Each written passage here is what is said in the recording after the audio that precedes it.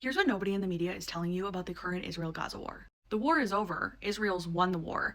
We just have forgotten in the West how to end wars. But stick around until the end and I will tell you how I think Israel should end the war. But really, even though it doesn't feel like the war is over because Hamas is still holding 50 hostages, at least 20 of them are assumed to be alive, and they have not unconditionally surrendered, the war is basically over.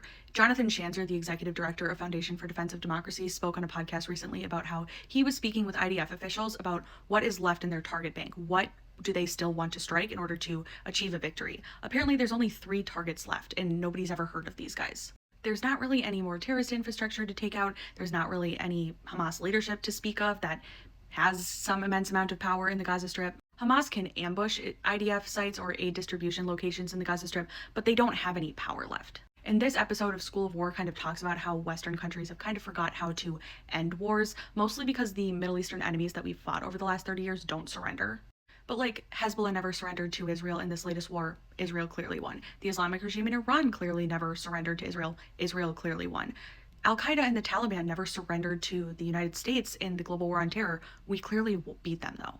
And so Israel's got to figure out a way to do that with Hamas. And Jonathan Schanzer, again from Foundation for Defense of Democracies, laid out in this article for Commentary Magazine how he thinks they should do that. I highly recommend reading this. The first phase is to pause fighting, and notably, the IDF recently released that they're not calling up as many reserves, indicating that there will likely be an imminent 60-day pause, so they're already kind of following this plan.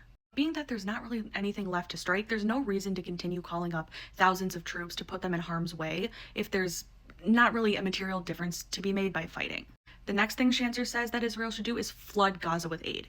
While Israel has allowed a ton of aid into the Gaza Strip, there are still pockets of hunger, and it's imperative that Israel does something about that, not only because the global community is calling on them to do so, but because it's just the right thing to do.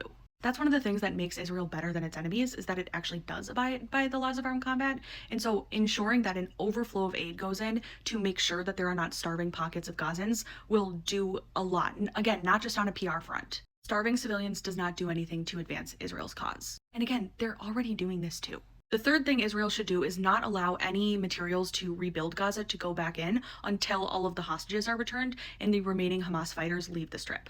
And that would be a really good way for Israel to achieve its war aim of not allowing Hamas to remain in power while also no longer needing to use the IDF, really, especially with just boots on the ground. Now, Schanzer points out in this that they could still do targeted raids if they want to rescue hostages and they figure out a way to do that. They could still do airstrikes, kind of like how they're treating Syria and Lebanon now.